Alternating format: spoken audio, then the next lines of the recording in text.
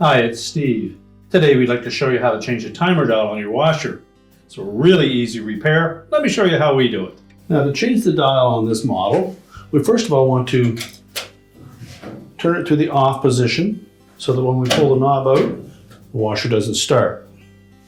Now, with the knob pulled out, we'll look in behind, you'll see a horseshoe-shaped clip that we need to force off of that shaft first. The easiest way to do that was with a pair of needle nose pliers.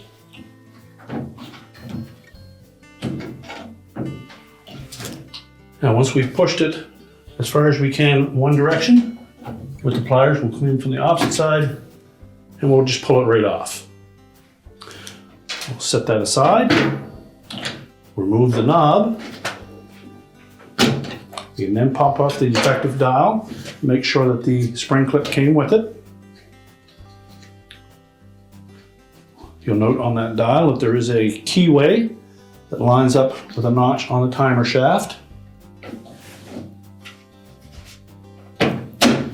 Press that into place. Now, to reinstall the knob, we'll take that horseshoe clip, we'll slide it into the grooves and just push it until it starts to spread apart again.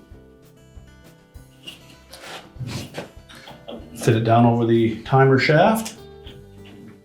Just let it bottom out without pushing it in. And then with our pliers,